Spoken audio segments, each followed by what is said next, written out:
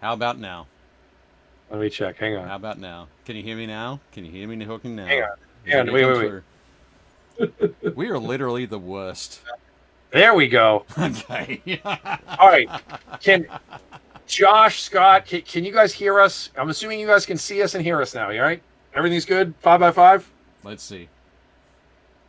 Okay. Oh my goodness.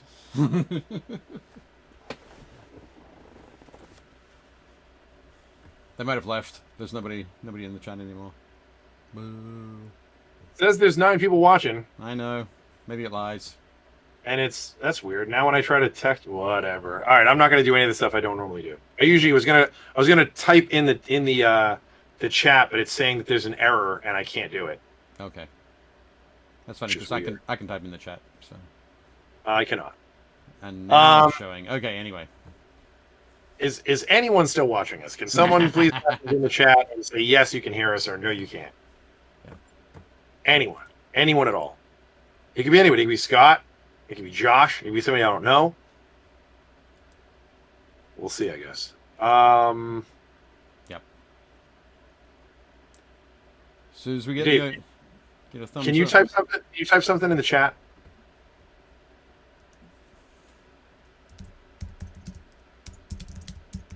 Error. Try again.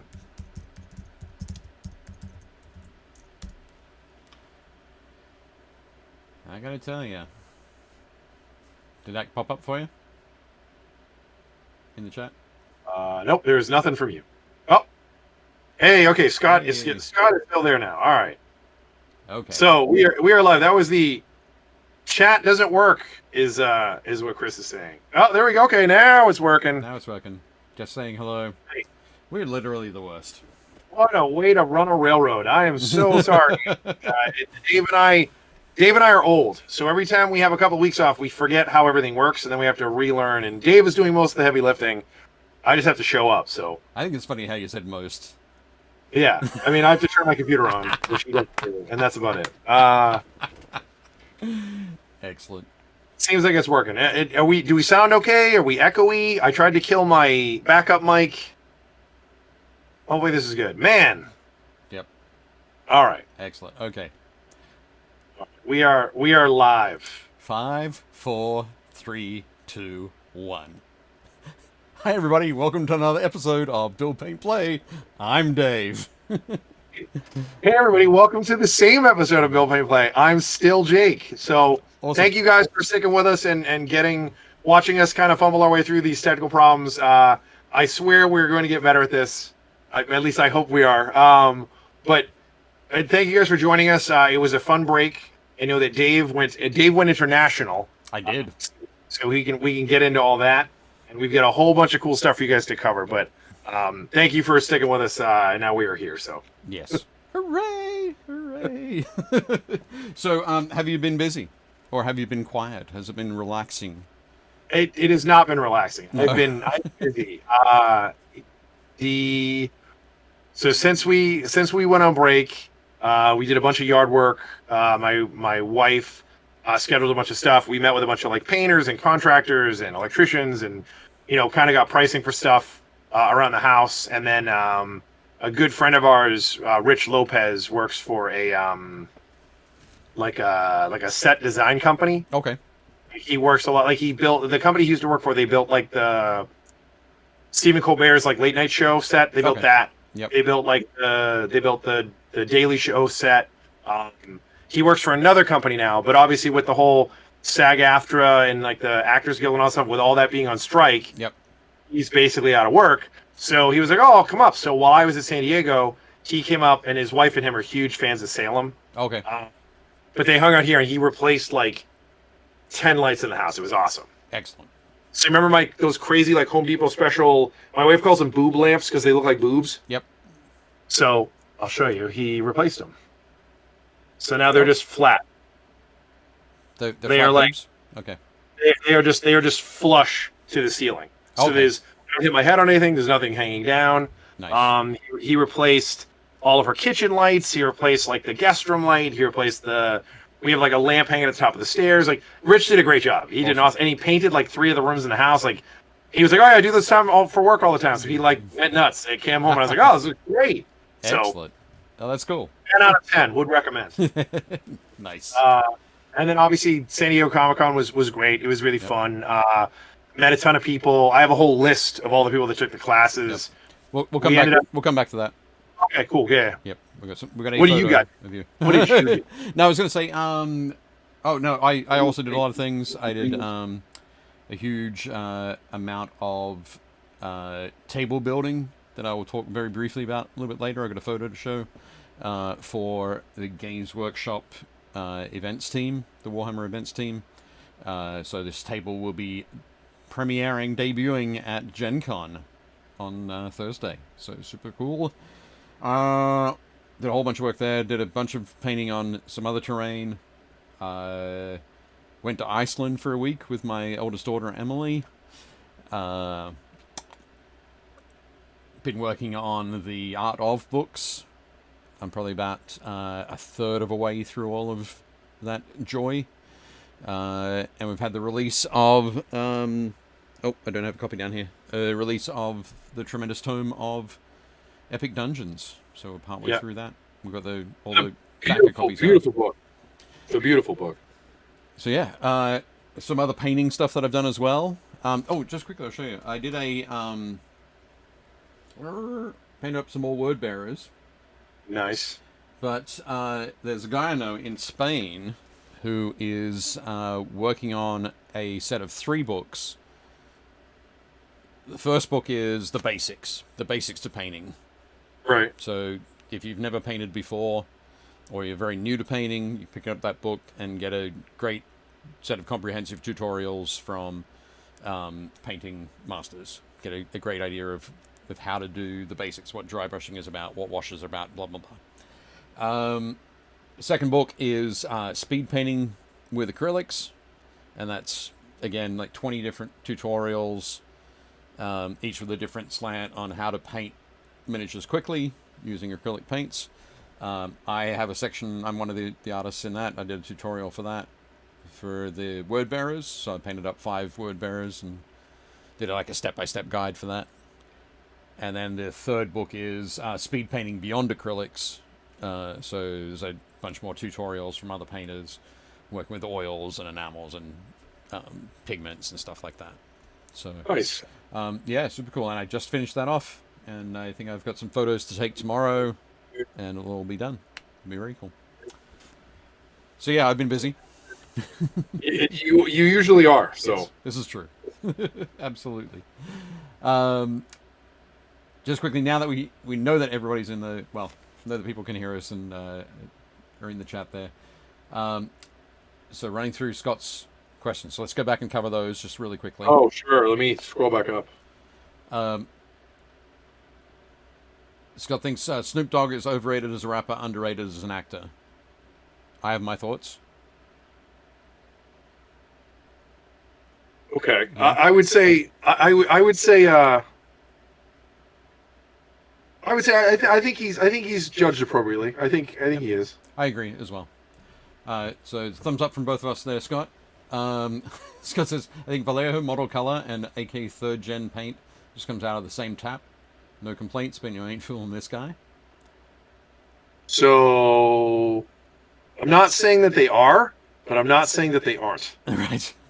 like there are 3 Spanish companies that essentially have all of their paint made at the same sort of set of production facilities. Right. Okay. I haven't used AK, so I couldn't tell you what the end feel is like. I think color shifting paints are bizarre, but when I see them used on miniatures, I fly into an internal rage. I take no accountability for this. You people need to stop. So, I would say, I talked about this when I was doing the paint classes, which is, I think that they're another arrow for your quiver. Okay. Or another tool for your toolkit, however you want to look at it. I don't think I would ever paint a bunch of models with them, but I would definitely use it as a cool accent for models I have. Okay. So, like, I used a color shift paint on my Alpha Legion. Yep. I told you I sprayed them all. I found a can of Incubi Darkness. Right. So I primed them all Incubi Darkness Yep. and did all my washes, and then I directionally dry brushed down with a color shift paint. So it's on like their heads and their shoulder pads and like their upper arms and stuff. Yep. And when you move them, they have that like snake scale iridescent vibe. Yep. I think they look great. Okay. I also think it's really cool for like cockpits on like battle mechs and stuff. Like I think that if you use it as a spot detail thing, I think it's awesome. Right. But I would never do like. There's a guy in our store who did a what's her name, Marathi, Right. and he did everything except for her skin body. Yep. Is all iridescent paint. So like her snake tails. skin and her like belly plates and her bat wings, Yep. they're all done with the color shift paint, and it looks really cool because he like did them on afterwards as like a layer. Yep. But I'm with Scott. I would never do like a whole model that way. Right. Okay. What do you That's think? Leaning towards where Scott is, actually, personally. That's just myself. But, Okay, you don't like him at all. I'm not a huge fan. No. Okay. Scott says, is it okay to think a game is really bad but enjoy it anyway? Asking for a friend named Malifaux. 100%. That is literally like a huge chunk of the games that exist in our industry are games that I don't want to say that they're really bad, but there's a lot of games that are still really popular that suffer from some massive design problems. Yep. They're still super fun. Yeah, they could be better, but it's fine to 100%. enjoy them. Who is buying and using fluorescent paints? How many lightsabers do you need to paint? What am I missing here? If only Chris Gorka was here. Chris Gorka loves the fluorescent paint. Yes, indeed. But the follow-up there is I just saw on another stream they announced they're going to do a set of fluorescent paints with complete seriousness. Someone said it'll look cool under a black light. Where are you playing, dude? So we sell the scale 75 floor set. Yep. It's like I think it's like 8 or 10. I think all their sets are. I think they're all 10 paints, right? I think they're all 10. So it's 10. It's like 10 fluorescent paints. Right. So it's the whole rainbow. You know, there's a red, there's a purple, there's an orange, there's a blue. And they're really cool. And I'm with Scott in that unless you are using them under a black light or some sort of iridescent like reflection light, yep, they don't really do anything. They just look like weird, like super bright 1980s colors. Right. I think. But again, it's an effect paint. You're supposed to be using it for a specific effect. So. Yeah, I think if you paint them on as a base coat, like in a standard like flat panel base coat kind of thing, you're going to get that 80s pastel kind of feel. Yep. Or fluoro kind of feel. But when you use them in in lighting effects, yeah, like lightsabers or like like lava. Oh yeah, or John like John just posted he uses them for plasma glow. Right. Yep. Plasma glow, that sort of thing. I was just going to say, just the other day, I picked up some huge minis fluoro paints. I haven't used them yet. I'll let you know, Scott, when I do. Oh, here we go. It's getting real. It is. Absolutely. So, there we go. Cool. Excellent. Thank you, everybody. Scott, good questions. Good questions, buddy. Yep.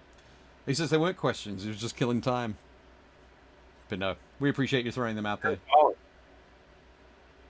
You say weird, super bright 1980s colors like it's a bad thing. Not at all. Not at all. well, no, I mean I'm down. It's just a very specific look. Yep. Exactly. Did you see, speaking of stuff that's in that vein? Did you see the models that Chris Gorka painted? The ones that his buddy wanted them to look like holograms. They're in the Oh. show later on. Yes.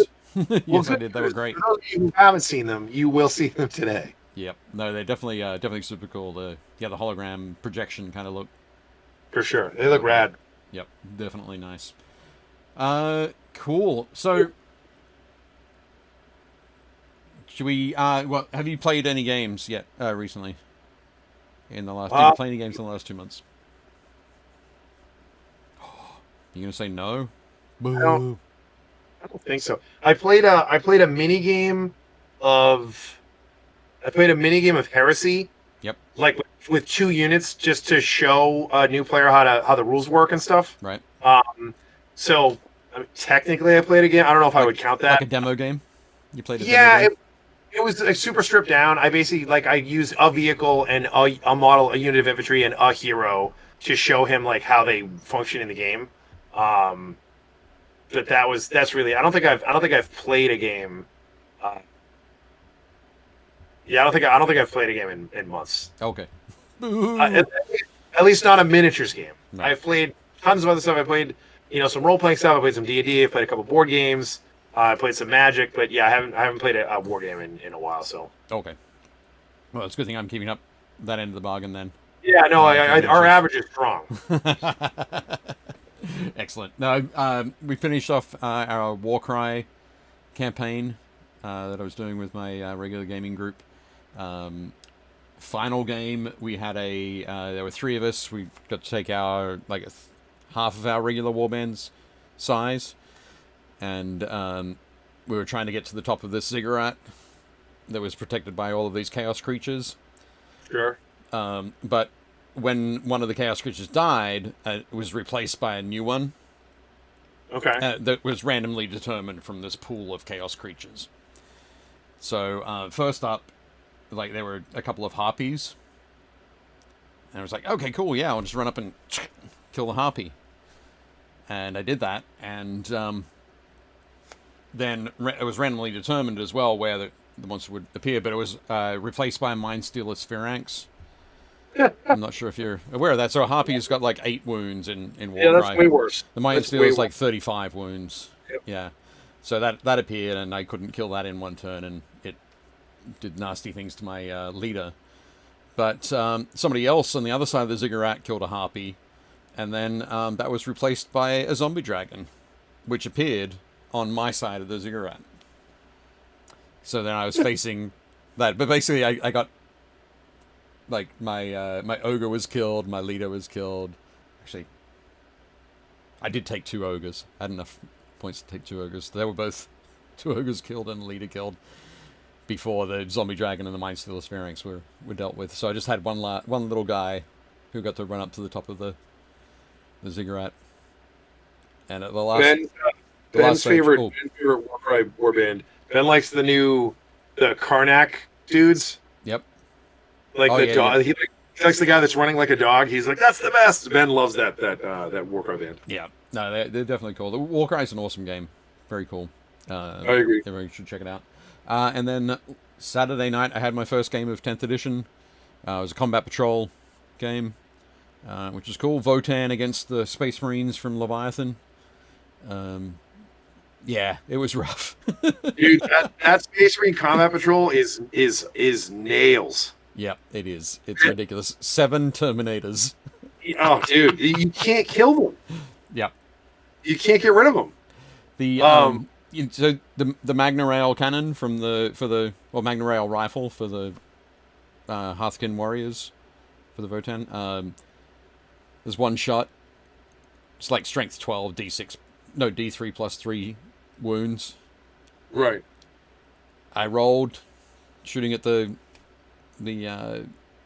Terminators, and I missed with it, and I thought he's going to die next turn, so I'm going to try this command point reroll. Hit, wounded. They failed both their invulnerable saves. Oh, sorry, they failed invulnerable save. Didn't even take that because I rolled devastating wounds. So I rolled my D3. Came out with 3 wounds plus 3, so 6 wounds.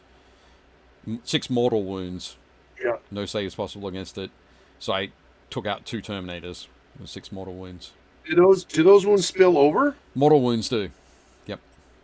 I thought the way shooting works is because that's it's like a last cannon or versus I know, a heavy bolter. I thought it's just one hit, so one model takes those wounds. If it was if it was regular wounds, it would just be one model. But mortal wounds spill over, as far as I'm aware. That's what I was told. We had a Games Workshop representative in the room at the time, and that's how he. That still means you're dealing with 5 Terminators.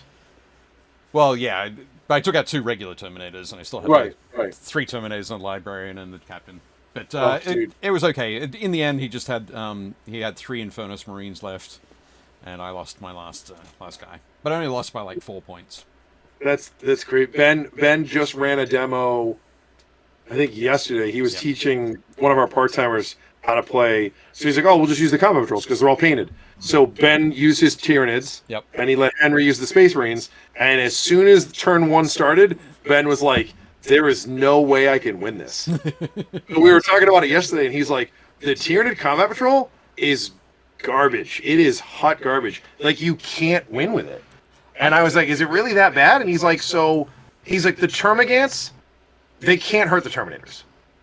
Like, he's like, sure, you can get super lucky and get a bunch of wounds, but the Terminators all have 2-up saves. So they're not going to kill the Terminator.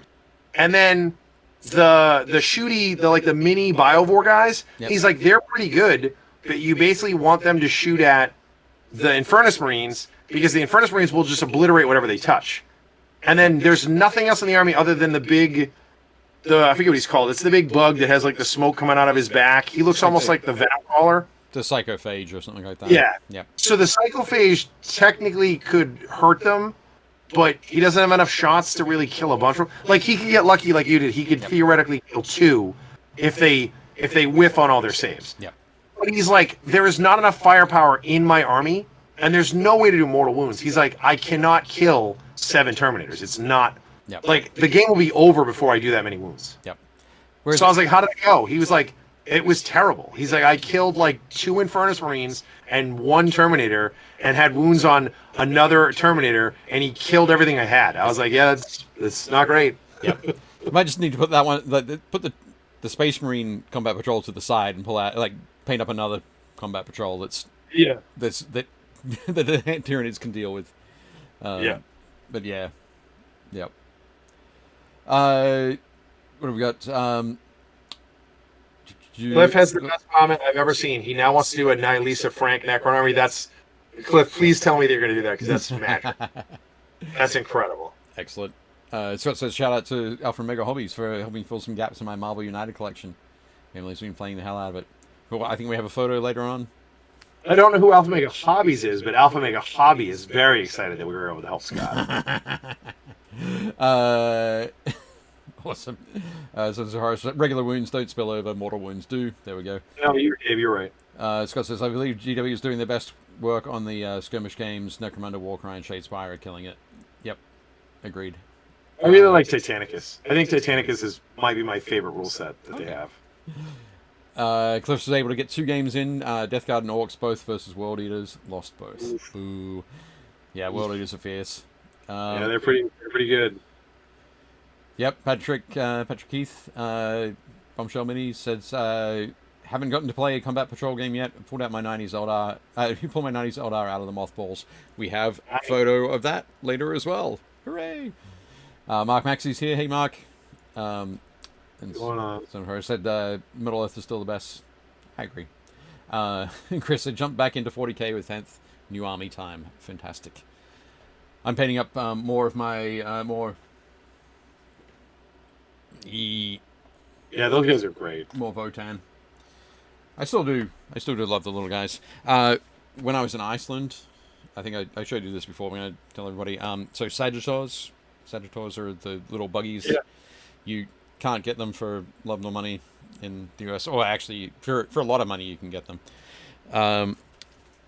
But when I was in Iceland, I decided I'm going to search I just did a Google search for like Warhammer in Iceland, and this store popped up, and I was like, okay, Iceland's got a fairly small population.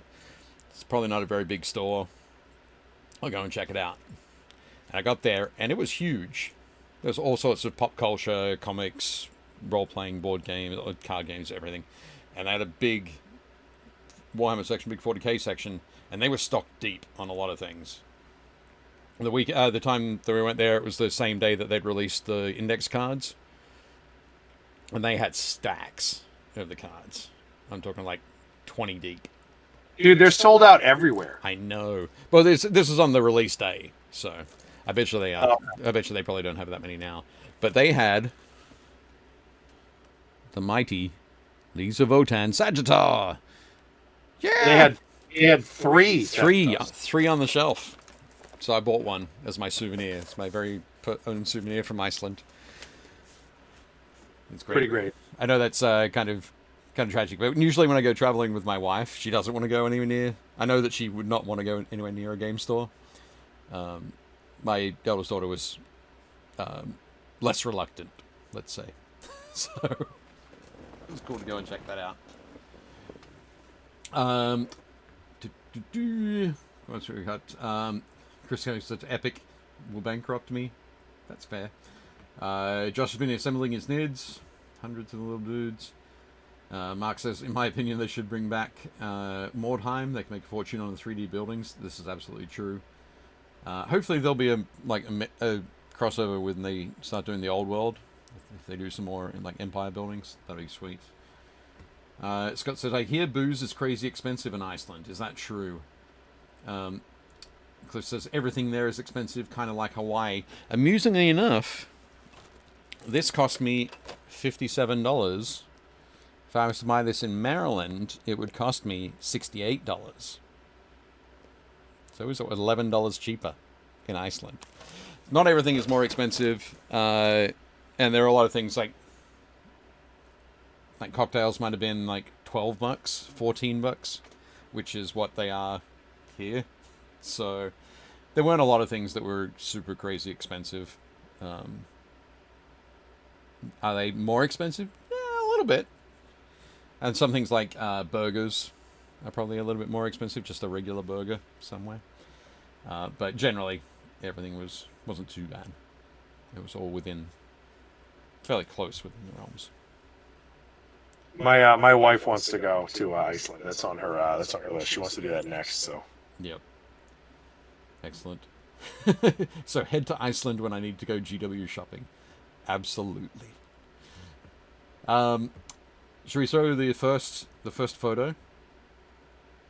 Yeah, I was gonna. Yeah, and then we'll do the San Diego stuff when we get to whatever. Yep. So, talking about games, miniatures painted. Check out this set of minis painted by Jake for the store. So this is the Space Marine Combat Patrol that he was just talking about. Yep, that's them. They're pretty gross. Yep. That would be, absolutely terribly nasty. Yeah, I needed a break from painting red, and I was like, I'm going to do them as Crimson Fists, because they're, classic old school 40K. Yep. Not quite as much red. Still some red, but not yeah, I did. Once Ben was like, you still have to paint red. I was like, it's basically just knee pads and hands. Right. And it's not even all the hands, because only veterans have 2 red hands. Regular guys just get their left hand. So. Oh, not a red right hand? Oh, no, they only get a red left hand. That's the fist. That's the hand. Right. But no, they were fun. They painted up super nice. The models are gorgeous. I love the new scale of the Terminators is so good. Like their legs look so great. There's so much more detail on them. The way that their collars are done look a little cooler. There's so much real estate on the Power Fist. Right. So I went into my collection of water slides. Like the guy in the front middle, yep. I used some of the script from the Sisters. Okay. The Sisters of Babylon. So it's like a whole thing of script on it. Right. And then the guy in the middle with the assault cannon, I gave him one of the old school skulls in a yellow circle for like a campaign badge. Yep. Yeah. And then the 2 guys, the guy in the middle back and the guy on the far left, I did bits of checkerboard off the Ultramarines transfer. Nice. I just cut off the checkers and just put one guy has like a stripe and the other guy has like the whole thing is checkers. Nice. But they were super fun. They were a really, really easy paint scheme. And I think a bunch of the guys in the painting list were asking how long this took me, and I was like, I think 8 hours of painting. Right. Wow. Like I'm not counting like letting stuff dry and like letting water slides like sit and whatever, but like. Paint on brush, probably 8 hours. Right, that's cool. Yeah, they were fun. Again, the detail on them is great. Ben, quick shout out to Ben. Ben actually painted the Tyranid that the captain is standing on. Right. Because I was like, you have all the colors. Like, I don't know what he looks like. Here, you take the base. And then he painted the Tyranid, and then I went back and painted everything else. Excellent. No, very cool. They look great. They were super fun. Nice work. And we worked out before the show that there's more models than Jake has painted for himself this year. That's true. Yep. By 2. By 2? Excellent. Yeah. Yep. But no, they look really cool. It's a shame that they're so dreadfully amazing in the Combat Patrol arena. Oh yeah, dude, they're so brutal. Anyway, cool. Oops, where are we going? Looking around, finding all the new things. Okay. As I said, went to Iceland. This is a cool picture of me on a glacier with my daughter. We hiked up there. We call that scale terrain. Yep. My daughter is a teenager, so she has a resting disinterested face. But I managed to take the shot as I was pulling my silly face. She was laughing at that silly face. Pretty good. Yep. But the cool thing as well is in the background, you'll see some terrain there that might look familiar to Game of Thrones fans. The sort of terrain that was through this area was just like the... there's some scenes, I think it's probably season 4, season 5, maybe season 4, where there's a scene where the Hound and Brienne of Tarth have a big fight. Oh yeah. And it's when like Arya escapes. Yep. That was filmed in a similar location. Nice. I don't know if it was just near there or it was just the next one over. But It wasn't that cold because Lucy just looks like she's wearing like a flannel. oh, Emily. Yeah. No, it wasn't that cold that day. This up on the glacier there. It was probably about 45. It's 40, so weird 45. that like the glaciers are melting. Yeah. Exactly. But Pretty cool though. yep. Next shot, and I wanted to show that Iceland is not all just glaciers and volcanic activity. This photo was probably taken at about like 10 o'clock at night, maybe 10:30. But it just looks spectacular. This is the most colorful photo I think we got from the trip. That's gorgeous. Yeah, the whole rumor was that when Norse explorers found this and found Greenland, Yep. this was really nice, and they wanted to kind of keep it from themselves, so they called it Iceland, so nobody want to go there, and they called Greenland, even though it's not particularly green. Yeah. Yep. It's all about marketing. Absolutely. That's like original marketing right there. Yep. Yep.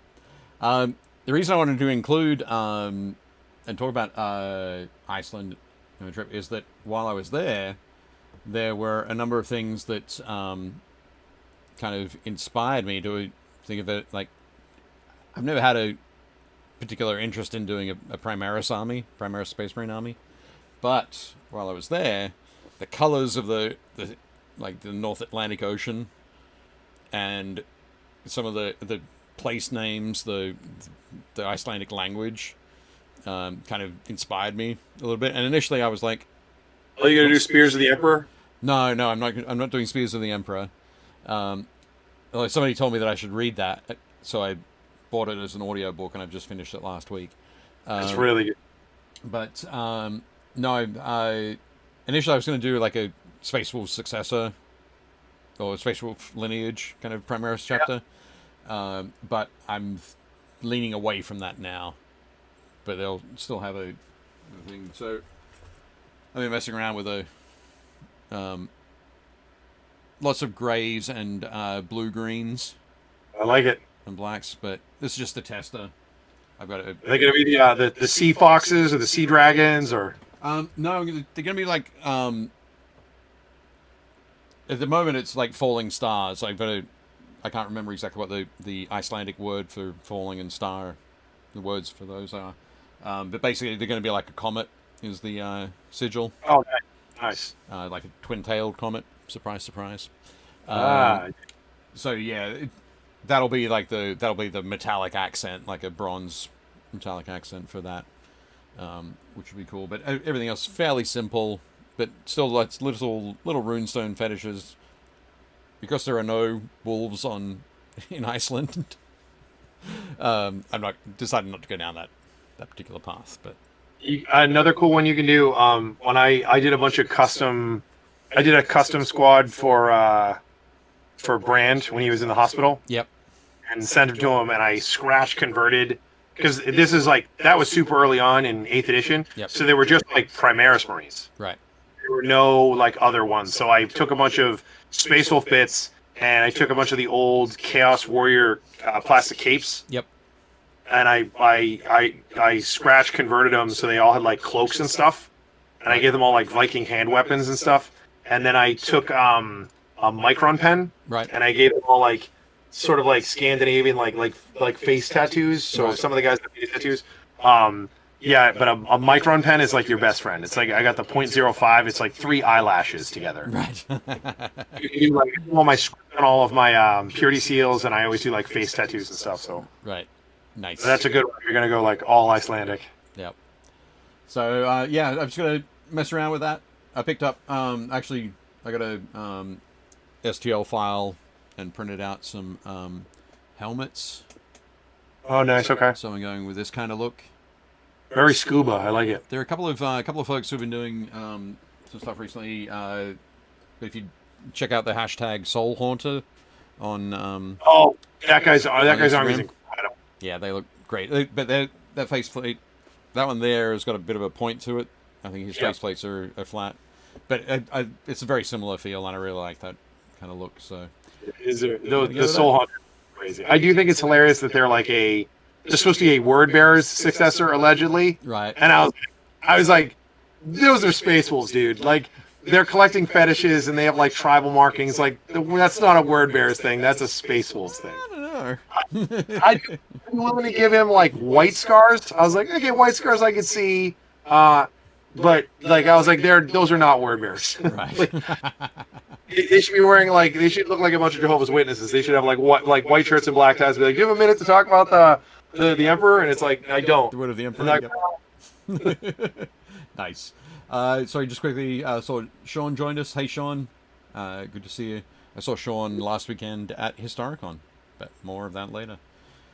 As we're catching up on everything. Next photo. I mentioned that there's a table at Gen Con to check out. It is a 1/18th scale boarding actions table that they'll be fighting with using Joy toys.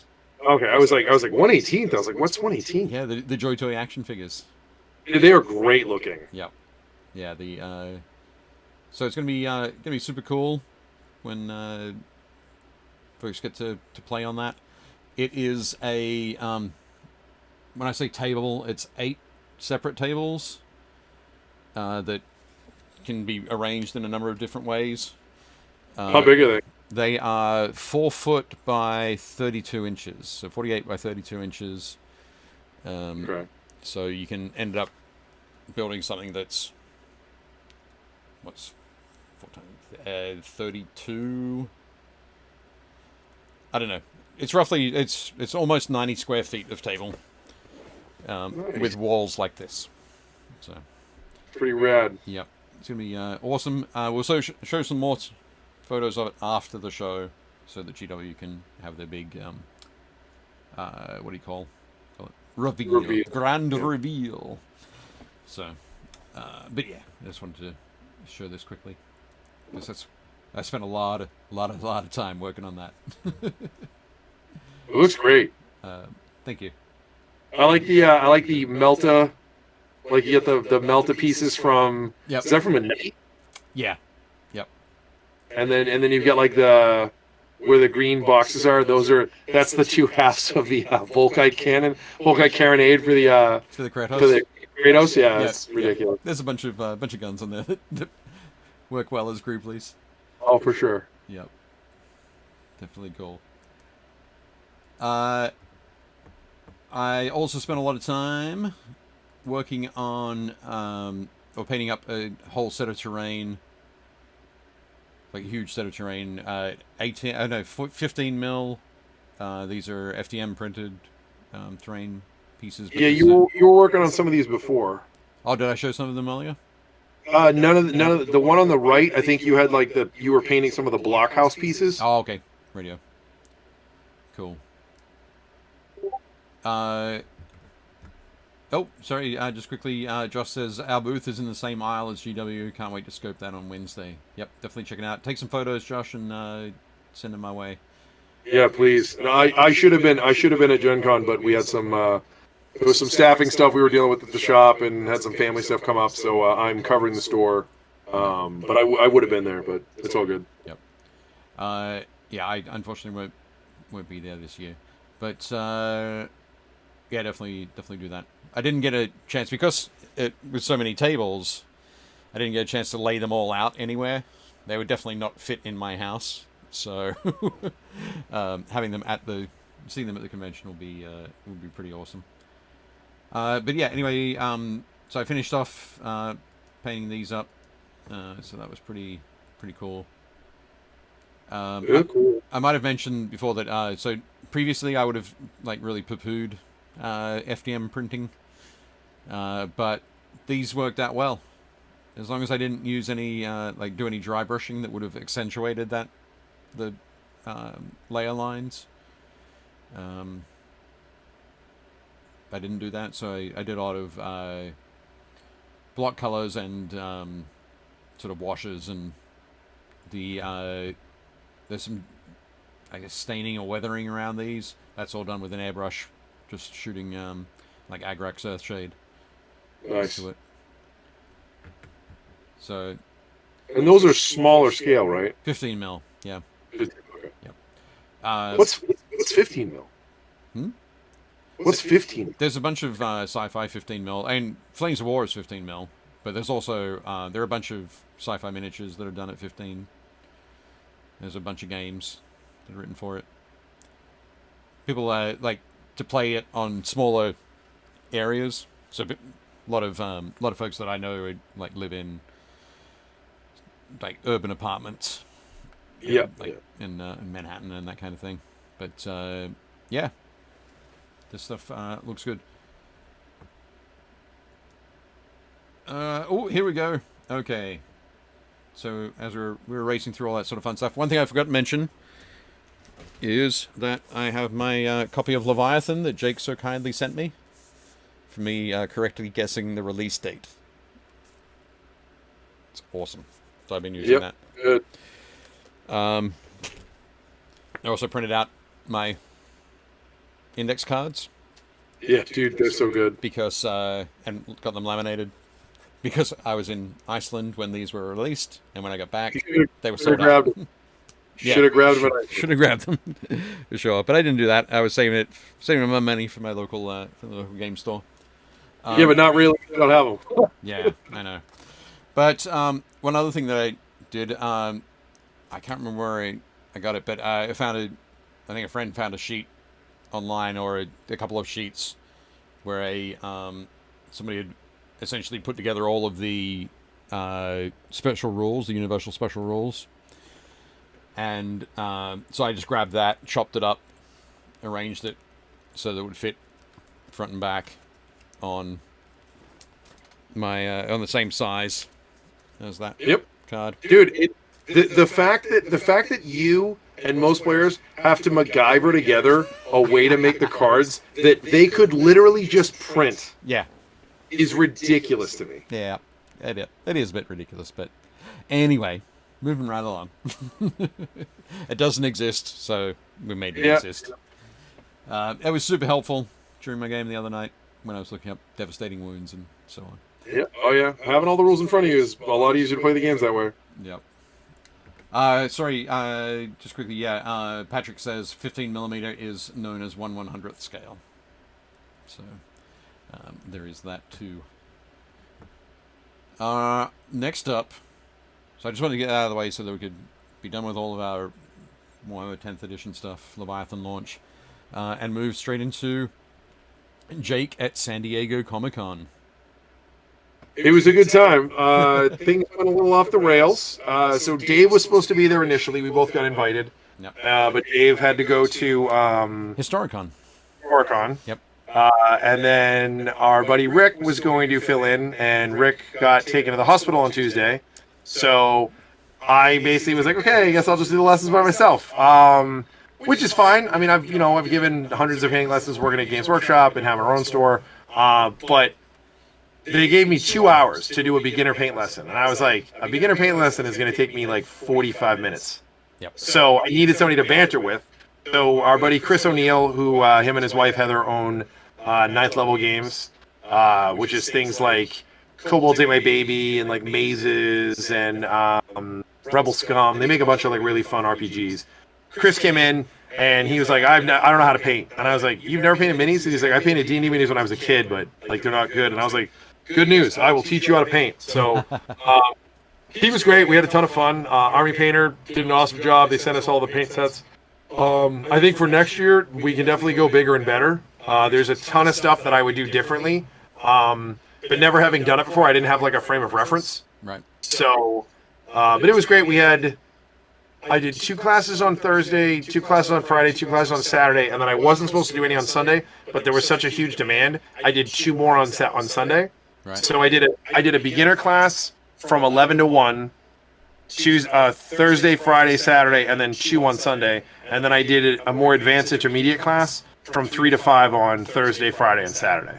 Right. So I think the first intermediate class I did was like, I think I did like metal and fur, like how to do like layering and stuff, and how to get like textures. And then I did layering and skin tones, I think. Okay. And then I did like highlighting and like shading. Right. For the third one. And again, it was really easy. Like almost every single class, I was giving like every single hint I could think of and trying to help people out. We got some really cool models. Like we had a bunch of models donated by some company called, I don't want to mess up their name. Kraken Dice, I think. Okay. And their models were fine. They're all like 3D prints. I probably shouldn't use them for the lessons. I don't think that they're not really the right scale. They're a little small. And because they're 3D printed, they have lots of like lines on them. Right. But then we got a ton of models from Simon. So everybody's favorite. I got a bunch of the Marvel United minis. So I grabbed myself a couple to take home. I'm gonna paint these up. So this is Guardian. I grabbed like Captain America, one of my favorites, Phantom X. Right. He's like a French cat burglar. He's the best.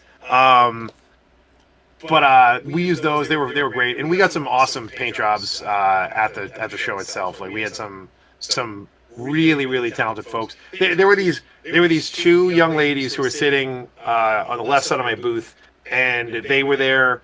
They showed up for my second my second day, and they had such a good time. They came to 4 classes. Oh wow. Okay. And like they came back because you had to come back every morning. Yep. Tickets went on sale between 10 and 11. Right. So you basically were 9:30 and 11. So you had an hour and a half to get in line and get tickets. Okay. And then you then came back and did the classes if you got tickets for them. So all my classes were sold out to the point that I added 2 more chairs. So we were just over 20 people for every set. Yep. So I ended up getting like 165 people total through the lessons. But these two ladies were phenomenal. Like their paint work was so good to the point that I was like, "Is this the first model you ever painted?" And she was like, "Well, the first model I painted was yesterday at the paint and take." And I was like, "Okay, but this is like your first model that you've painted." She's like, "Yeah, basically." So I'm looking at her work and it's so good. Like she was listening to all the things so Jocelyn who just jumped on the thread, she's one of them. So it was Jocelyn and her friend, and they're phenomenal. And after a few minutes, I was like, "You've never done any other minis? Like, you must come from an artistic background or do something that's detail oriented." And she's like, "Oh yeah, we do nail art." And I was like, "Okay, I mean it's different paint and it's a different service, but I mean, great work. I had such a good time, and Jocelyn was awesome. Like we had so many great like attendees, and it was a lot of fun. We had a lot of like families come through with young kids, and definitely a good time. So we'll hopefully we'll do some more next year. We'll be able to get. If I get what I want next year, we'll be able to do at least double the classes, and each class we can do close to double the size. Cool. Yeah. So I'd be able to get 4 times as many people in lessons and stuff. So. Yep. Super cool. That's really great. We do have a lot of obviously with 2 months off, we've got a lot of photos from the group, and in there we've got a lot of photos from folks like Jocelyn, Amanda, Erica, Bernie, who are all at San Diego Comic Con. I'm gonna show off my haul. Oh, okay. Ooh, what'd you get? Oh my goodness! All the comics. Yeah. This probably weighs like 20 pounds. Like, putting all that in my suitcase was pretty interesting. One of the coolest things I saw was this. Yep. Adventures of So what is it? The Adventures of the 19XX. 19XX. Okay. So this is super cool. It's a very like it's halfway between like Dust, so like World War II diesel punk, Yep. and like the Rocketeer. Right. Okay. It has that like late 1920s, mid 1940s kind of like pulp action, but it's very like diesel punk forward and like, you know, Tesla technology forward. So there's like lightning guns and walking tanks and stuff. Right. Super nice guy. Had an absolute blast talking to him. I'm trying to work out a deal with him so we can turn it into an RPG. Okay. So he and I had a great conversation. We swapped info, so we'll be talking about that. And then one of my favorite comic artists is Terry Dodson. Him and his wife Rachel are a husband and wife team. They do like penciling and inking. So I got to talk to him the last day and bought his art book. It's like a sketchbook, and yeah, he signed it here somewhere. So, but that was really neat. The show itself is it's insane. It's for anybody who's been to Gen Con, it is more than double this. It's just more than double the size of Gen Con. Right. In terms of like how many attendees there are. But it was a lot of fun. It was a good time. But I think next year we can do. I think next year we can do a lot more. So. Awesome. Yeah, that'd be super cool. Yes. Dave Hummel has joined us. Hi, Dave. Hello, dude. And Josh says, always love it when families come into the paint and takes. Cliff said, I'll go to San Diego Comic-Con and help you with Jake. That would be great, because we're probably going to need more. If I'm able to do it the way that I want to do it, the idea is that instead of doing 2 classes a day, we would do 4. So Dave and I can do one together, and then we'll take a break, and it would be like Rick can do one with somebody, and then Dave would do one with somebody, and then I would do one with somebody. So that way we all have time to see the whole event space and do everything, but also like do a bunch of paint lessons and get people kind of in. But I think it could be really great. I've already started talking to Adam, who was on last season from Army Painter, and he's on board. So I think it'll be. I think we can get it really, really. I think it'll be really cool. Yep. Cool. Actually, you just reminded me. When Adam was on last season, Adam Abramovich from the Army Painter, he was talking about his Polish Wing Lancer army that he's working on. Yeah, Victoria Miniatures. Well, before he talked to us about that before Adepticon. Yep. And when I saw Victoria at Adepticon, I said, "Hey, you should talk to Adam." And I put the two of them together, and they talked. And Victoria has just launched her Project Warhorse Kickstarter last week, I think. Already super funded, but in there's a squad of Rough Riders that are essentially Polish Wing Lancers, and I think you can do what it's all the same kit. There's just different torsos. Different torsos, torsos, heads, and I think probably maybe arms might be specific. But I think so. There's different spear attachments. Right. So you can do the Melta tip, the explosive tip, or like the penetrating tip. Right. And then so you can do basically. I think they look like the Tanith. They all have they just look like the berets and the cloaks, the camo cloaks. Yeah, they have like military jackets and cloaks and berets. There's sort of like Aussie sort of like Outriders. They all have like the boonie hat with the one side flipped up. Yep. And then you've got the slouch hat. The slouch hat. And then you've got Praetorians. I think so. They're very like, think if you've seen the movie Zulu, they look like the British uniforms from like the late 1800s. Yep. They all have like the what do you call it? The pith hat, the pith helmet, and like the red uniforms. And then there's kind of like a classic Rough Ridery looking guy. Yeah. Oh, there's the Talarn guy too. Yep.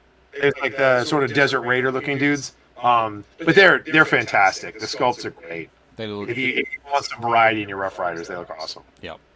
Yeah, and if you haven't seen them, there's a link in the notes down below afterwards, so you can check that out. It's definitely cool. I have pledged for a squad of. I didn't go for the Tanith looking guys. I went for the wing lancers, but I also then added the STL package, so that if I want to later on, I can do some print out some of my own. And with Rough Riders, that's just crazy. Yeah, yep. So definitely super cool. But Dave almost says, yep, San Diego Comic Con is nuts. Last time I went, it was 2005, and it was too many people for me. Yeah, I am a little bit worried about going. It's gonna be crazy, crazy. So it is a lot, but like it doesn't feel any busier than Gen Con. Yeah. Like it doesn't. It's bigger, but like the hall is like 2 to 3 times the size. Yep. And like it's really easy to get out, which is nice. Like you can just walk out the front doors. There's entrances and exits on both sides, so it's really easy to be like, I need a break. I got to get out of here. Yep. Which is really nice. And San Diego is awesome. Right. Like what a fun city. There's so much cool stuff to do. The weather is gorgeous. Like it's a lot better in terms of like when you're at Gen Con, you go outside, you're just outside baking. Right. It's like 90 something. Yep. San Diego is like between 78 and 84 like every day. Right. Yeah. It was nice. Nice. That's good. That's cool. Scott says, Dave, when you talk to Victoria Lamb, it must be like an 80 dingo power conversation. Struth. Yeah, there's lots of Struth, Crikey, Cobber, all that sort of stuff. It's all good. What's the there's an Aussie saying that so Lark and I watched this guy Jim Jeffries. and that's what I reckon. All right, yeah. Right. And he has he says effing oath all the time. All right, yeah. And Lark really likes that. He's like oath, that's good stuff. And I'm like, she's like, I really like that. I was like, it's a sound. It's a solid saying. Yep. Yes, we'll talk about that after the show, and I'll tell you exactly how it should be said. You can't say it, you're not allowed to say it on YouTube. Yeah, no, I know. I'm aware. Well, you can, I guess. But anyway, yeah, it's definitely cool talking to Victoria. I had a chat with her about 2 weeks ago. Definitely good. So yeah, so while you're at San Diego Comic Con, I was at Historicon, and I'm just going to put this picture up. I've only thrown in one picture. I basically went to the show to cover it for War Games Illustrated. I arrived on the Thursday night. Friday, I spent all day photographing a whole bunch of really cool wargaming tables. Saturday, I ran the Historicon painting competition. So took entries, got some friends in, so we did the judging, then took all the photos for the magazine, then handed all the Alamo back. The table here is this is a 15 mil game, the Alamo, and it's done at essentially a 1-to-1 like figure to person ratio. So this is a really sweet Alamo setup. It's not, I don't believe it's 100% historically accurate. The guy that did it was also inspired a lot by the 1960s John Wayne film. So there's some elements that weren't there in reality that they are there in the movie, so he included them. And there's also some stuff that some people say was there, other people say wasn't there, all that sort of thing. It's the joy of running a historical war game. But pretty cool. Yeah, there were roughly 200 and some defenders in the inside the Alamo there, and he had 500 models for the Mexicans. That is not enough. Attacking it. No, I think there were I think Santa Ana had 2,000 Mexicans there. But basically, I believe he had north of 2,000. Possibly, yeah. In his entire army that was on the march, there were 6,000, but he only put 2,000 against the or just over 2,000 against the Alamo.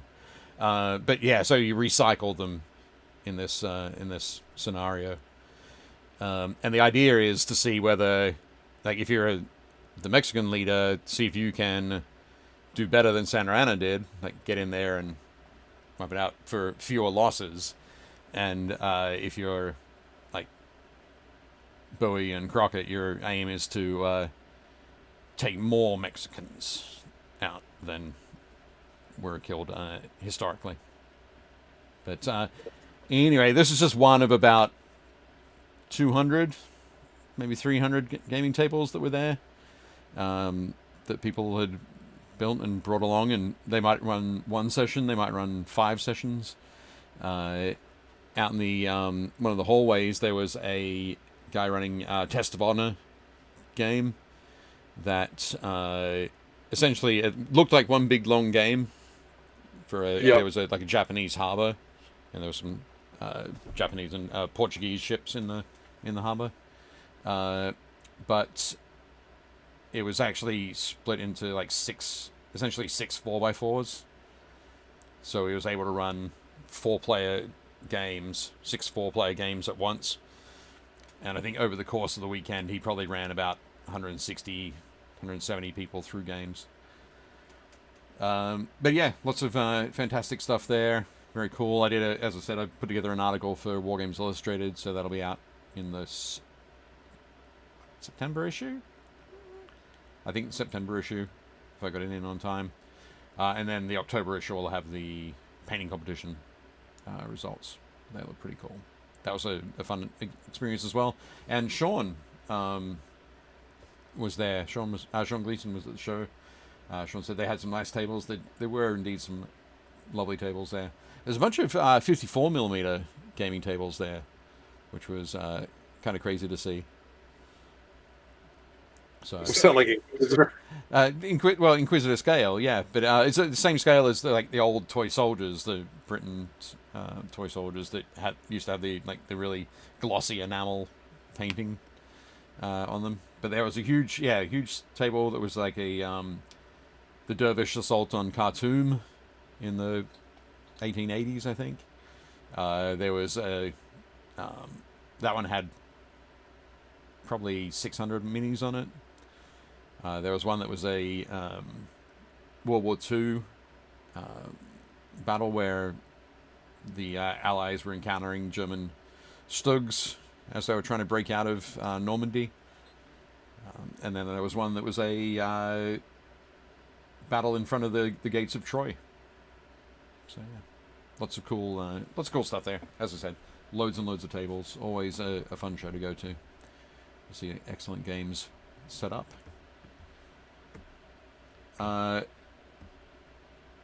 Josh says Dutch trading post, harbour and castle. Nice. Yep.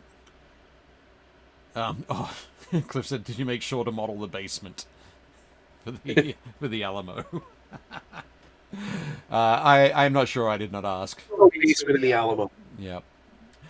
But yeah, no, that's good. Very cool. There was also Wally's Basement, which is the sorry, I'll switch back to there. Which is the flea market, basically the bring and buy, the bazaar, whatever you want to call it, which there was a lot of stuff there, a lot of stuff that I was very tempted by. In the end, I just bought a drop pod for my new Space Marine army. And I bought a couple of thud guns, like the Forge World thud guns, that I'll probably end up putting into my Death Guard Horus Heresy army. So. God. Oh, what did he say? H.G. Wells wrote a called Little Wars. If you ever get a chance to play the game, do not bother. Lame, not balanced, very poor. Stick to fiction. Yeah, it's not great, but you know. Yep. No, absolutely fine. One of that 54mm game that I talked about, in front of the walls of Troy, that was a floor game as well. So you could either sit down on the floor and move your models forward, or they had some great sort of push broom kind of pieces that, rather than having a broom on the end, the panel had magnets on it, and the back of the movement trays had magnets, so that you could make sure you connect it completely and pushed it well, and then break it away nice and easily. But yeah, no, it's my understanding that it's not a particularly good rule set. So what do we got? Let's see. What do we have for photos? For photos? Yeah, let's look at photos. Moving into photos. So yeah, okay, everybody, that brings us all up to speed. You're caught up. You've seen almost everything that we've done. That's what we did. That's what we did. Yep, almost everything. There's probably some more stuff as well. I'm sure there is, but I haven't got it here in front of me right now. I don't think. No, not quite. Okay. So, jumping into the group, the Facebook group, the Build Paint Play Facebook group. There should be a link in the notes below. Hopefully I remember to put it in. But yeah, you can go there and check it out. We will run through. We've got a whole bunch of these to show you tonight. So we will move fairly swiftly through them. First up we have, this is Amanda with... I'm not sure which character is this. Is this Mantis? Yes, that is Mantis. Cool. So this is Mantis. So this is one that Amanda painted at San Diego Comic-Con in one of your classes. One of my star pupils. I believe this is her third mini ever. Yeah. How cool is that? Spectacular job. Beautiful work there. And they're great. They're technically, I would say that these models are... They're probably like 32 mil, but they're chibi, so like their heads are oversized, and like a lot of their like accessories and stuff are deliberately outsized, so you can get really cool like effects on their faces and like their expressions and stuff. But again, like does not take away from any of the work that she did. This is spectacular. Yeah, looks awesome. Next up, we have some awesome squig hoppers from Ben Williams. So Ben's been. Are these the blue and the purple ones? Yeah, these are great. Yep. Ben's been working on this army for a little while, and I think in the group there's also a picture of a game. So if you go back into June, there's a picture of a game that he had with his. The one on the second one on the right is the one I like the most. The one with the dark blue. Right. I like the color of that squig. He looks great. Squigs are the best. Yep, they are. I love the way that Ben's taking them. Like, I'm pretty sure I would just paint them all red because I'm a bit of a traditionalist sometimes. But yeah, I love the different way that Ben's taken these. They look awesome. Lovely. Scott says, I love seeing all the new painters doing Marvel stuff. A little choked. I have to wait until I get my Kickstarter next year for some of them. Marvel United couldn't be better for the beginner painter. Again, they're just... I think they're good for any level of painter, because if you're a beginner painter, yeah, it's easier to get the details and stuff. And they did a great job, like, sculpting them on. Yep. So, like, there's a lot of, like, good textures and stuff you can work with. But even if you're an experienced painter, there's such a great model that you can do so many cool effects on them. Like, you can do different lighting effects and fades and washes. Like, they're really, really cool. Yep. That definitely... Squirrel Girl. Squirrel Girl. I think this was Bernie. Bernie Zhang. I think so. I can't remember exactly. My apologies if I'm incorrect. But yeah, Squirrel Girl looks awesome. Very cool. Super neat. Yeah, the models are great. Like they're super fun. Like I can't wait to paint this guy. This is I have War Machine. Okay, cool. If everybody remembers, he's basically Iron Man with more guns. Right. and then I had to pick up Cap. Yep. So yeah, Cap looks great. Definitely cool there. Some of them are pretty oversized. Like a bunch of the Sentinels are probably like bigger than ogres. Right. Yep. They're probably like 5 inches tall. And then there's like Galactus. Galactus is like 8 or 9 inches tall. Right. But he's in the same like super chibi style. Like everything in this game is just gorgeous. I should not have looked at it. At Scott, I was talking to Scott and Jeff, and I should never have looked at it because now I want all of it. Well, somebody else who was inspired by seeing the pics was Brandon Landon. Brandon is a friend out of Texas. He painted up... Cyclops. Nice. Cyclops. I was going to say Scott. You're right. It's Scott Summers, but it's Cyclops. Yeah, Cyclops. But yeah, doing a nice job there on this work in progress. It was great. Yeah, definitely. It was super cool. Nice work, Brandon. Yeah, they're just rad. Next up, this is a fun one. Anybody who makes sure who likes to make sure that their minis sort of never touch any other models and everything's very delicate and very like everything, they keep everything separated. Look away, because we have a photo from Caitlin Kate and her husband Jim are painting up Warrington's Wolves. Is their new Space Marine chapter they're working on, and it's everything here in a catering pan. Yep. I mean, at that stage, it's totally fine. Yeah, I think that's fine as well. But I know that there are some people that this photo would freak out. Once I start doing washes in detail and dry brushing, then I stop doing this. Right. Okay. But these are just base coats. That's fine. For plastic minis, I tend to like. This is how things will end up sometimes. I usually carry them around I might carry them around in a tray like this. Right. And then if you put that in the car, when you go over a bump, yep, things move around a bit. So I'm fine with this. But anyway, so yeah, we're looking forward to seeing what these end up looking like. Are they see the Space Marines in there? Are they magnetized? Nope. Oh, but they're not going to go anywhere, and they're like this until they're done. Okay. These are just primed with washes. There's nothing else on them. Okay. That's the other half of the Leviathan box. Cool.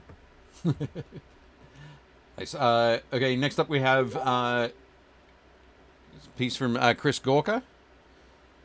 So, sorry, let me just close that bit there. So yeah, Chris, this character, I do not know who this character is either. I feel terrible, but it's probably from one of the animated series. That is Asajj Ventress. Okay. There we go. Definitely from one of the animated series. She's in Clone Wars. I think she's in something else too.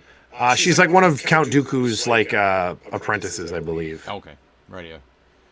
But I put her in. She looks fantastic, and there you go. Scott, there's some fluoro paints on those lightsabers. Scott says, Jesus Christ, there needs to be an equivalent of Child Protective Services for minis. Belong in jail with a tattoo of a bolter under their eye. That's funny. All good. No, she looks great. He did an awesome job. Yeah, Rebels, that's the other show she's in. Rebels, right, yeah. But she comes in, I painted one of her. She comes in the new Shatterpoint. She comes in the new Shatterpoint starter. Okay. That's the Star Wars Legion one. Right. Okay.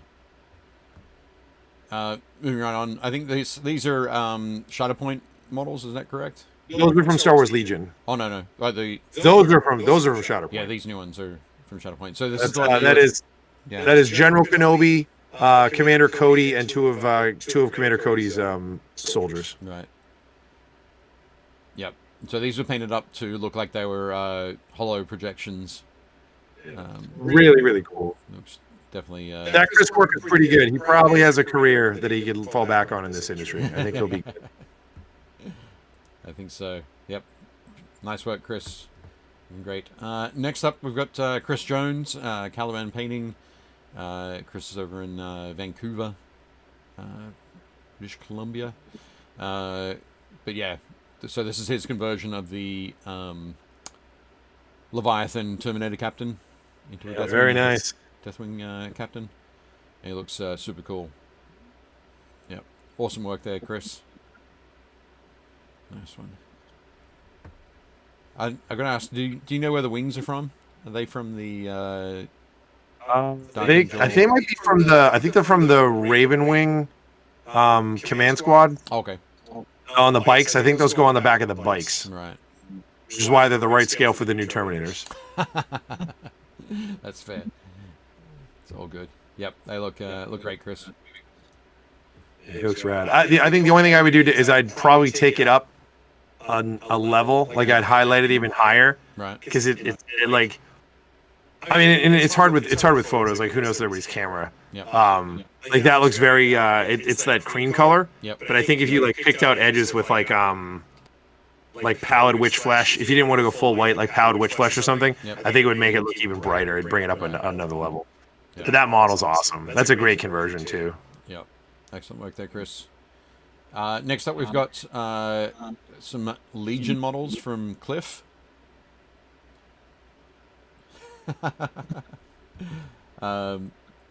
Sorry. Yep. Dave Humble says the Deathwing Terminators have some nice ones as well, meaning the wings. And, Yeah. Josh says, is it Polish winged Terminators? It totally is. Possibly. Yep. These guys are great. The Yeah. Dark Sun Invaders. Yep. Yeah, they do look awesome. Cliff, I love your metallics on there. Yeah, the purple with the bronze is a really, really good. It's a really good paint scheme. Yep. And that green skin's really nice. Yep. And just that wonderfully desaturated yellow green. Super cool. Nice one. Yeah, those are good. Okay, next up, we've got a piece from Dan Dougal. I can't remember where he said this came from. The poster's in the group, so you can go and check out some more images of it. But I think this is a 75mm mini. That looks like one of the companies that Scale 75 works with. Quite possibly, yeah. I can't think of what it is, but yeah, that's a great sculpt. Yep. I think Dan's done an excellent job with the lighting there as well. Getting that Sure. sort of top central focus. You can see on the shield and the around the shoulder and That's really cool. Dave Homer says looks like the art from the Shadows in the Empire series, which is quite possible. Oh, he means Cliff's Enforcers. Oh, okay, my bad. Yeah, I'm trying to think what this is from. Great non-metallic metallics too. Again, not something I would attempt, but they look rad. Yeah, definitely cool. Excellent. Next up, we have Dave Hummel. Dave Hummel, we've got your Yndrasta converted into Saint Sabbat from the Gaunt's Ghost books. I think it's super cool. Yep. Such a great book series. Yeah, I did this like similar conversion last year. Year before? Can't remember exactly. It all blurs together. But yeah, this is coming along nicely, Dave. Excited to see you get some paint on it. That'd be cool. She's a great model, anyways. Yndrasta is incredible. Yeah. Very nice. Very nice. Scott says maybe that 75mm is from the Chimera Kickstarter. Oh, maybe. Possibly. I keep wanting to convert Yndrasta into I was going to convert her into Dante, but I think I'm going to convert her into the Sanguinor. Okay. Cool. Because there's no new Sanguinor sculpt yet. Right. And he's way too small now, so... Yeah. Dave says the sword is from the sisters' battle suits, and some elements are pending. I'm sending off to a friend to paint up for me. Cool. Building a shrine. She's great. It's such a nice model. Yeah, definitely super cool. Her rules are bonkers in Age of Sigmar. Oh, Yndrasta's? Yeah. She's designed to just kill monsters. Yeah. Oh. Excellent. Moving along, we have some more of the Marvel United models from San Diego. This is Erica. I think Erica Halper. Yep. Who She had a whole bunch of her friends and family with her, and they all did different ones. Like, these came out great. So on the left, that's Drax. Yep. The guy with the crazy flat top is Legion. Okay. The girl with the silver hair in the front is, I think that's Marrow. Okay. And then the purple girl is Elektra. And then there's another Marrow. And then there's another Elektra. Excellent. Excellent. Yeah, they did a great job. Very cool. I love the tattoos on Drax as well. Yeah. Yeah. Yeah, those are pretty cool. That's a cool thing. But yeah, looking great, Erica. Very nice. And welcome to the Build Paint Play family. For sure. Community. Awesome. Next up, we've got Jeff Smith. Who painted Yeah, I've heard of him. He's pretty good. He's pretty good. Yeah, he's not too bad. I'm super surprised, actually, though, that he painted up the Lion. With Jeff being such a big Space Wars fan. And everyone knowing that Lehman Russ and the Lion did not get along. Sure, but it's a great model. It's true, but... Plus, you want to have this ready so when the Lehman Russ Primer comes out, he has somebody to kick around. Right, okay. There's a good explanation for it. Yep. Super cool. But yeah, beautiful work here, Jeff. That model is so good. It is such a nice kit. Yeah. It does look awesome. He went with the Charles Dance head. Yep. Very cool. Very good. Yeah, Jeff's pretty good. Yeah. Okay, next up, ooh, feel terrible. Actually no. So this might be. Is this Jocelyn? Possibly. Let's see it. What is it? Jocelyn's still in the chat. It is. Oh, I can't remember his name. It's Toad. Toad. There we go. Jocelyn, is that? I knew it was Is that something. yours, Jocelyn? I can't remember. Everything's in alphabetical order by first name. So. Right. So it's Jocelyn. probably Jocelyn. I think so. I think it might be. But Yeah, Toad it looks super cool. Toad's pretty cool. Yeah. He's a really fun model. Yeah. Okay. There we go. Yep. Excellent. Yeah, Toad's great. Yeah. Great work there, Jocelyn. It does look awesome. Nice. Again, Toad. We were talking about it at SDCC. Toad always cracks me up because you're like, he's like, oh, I'm a super villain. You're like, what are your powers? He's like, I'm like a way worse Spider-Man. You're like, oh, okay. How are you dangerous again? Like, Right. That's awesome. Next up, we have a piece from Josh. she did a great job too on like the skin tones are great. She like layered them out and did an awesome job on the shade on the tongue. And again, that's like her third model ever. It's insane. Right. It's unfair how good they were. That is definitely great. Very cool. I kept telling everybody in the class, I was like, they're my ringers. I brought them in to just, making me look like I'm a great teacher and you guys are learning stuff. Awesome. This one here is from Josh Potter. So, Josh, I'm not sure. Josh, will you have this at Gen Con tomorrow? Is this like, I'm assuming this is like ogre type stuff, like it's like a tank game? I think this is for the mech game that Josh has been working with. Oh, you're too nice. Wait till you see me next year. Fantastic. Yes. Another 365 days of painting practice. You can keep. I was telling them they should go to Adepticon or they should go to Nova. Yep. Because I told them about the you get to pick your the level that you enter your stuff at. Right. Okay. And I was like, technically you'd be like novice because like you've painted less than 6 models. Yep. Yep. Excellent. No, Sean, this isn't for Drop Zone. This is the game that I think Josh has been working on with. I'm going to say Sea Dog Games, but I'm going to be wrong. Josh will let us know. It does look like something that you could use in Drop Zone, though. Yeah. It does look cool. So, Josh has been working on that. He's been working on a bunch of stuff for Tech Commander. Games. Tech Commander. There we go. Tech Commander. Cool. Then next up, we have some more models from San Diego Comic-Con, and these are my name's escaping me. I'm sorry. Oh, this is it's Jocelyn's friend. Okay, Jocelyn, you have to let us know. Well, apologies, but yep. So that's obviously Squirrel Girl. Yeah, Squirrel Girl and Black Cat. Black Cat. Okay. See, I was going to say Storm, but it's not. They did a great job.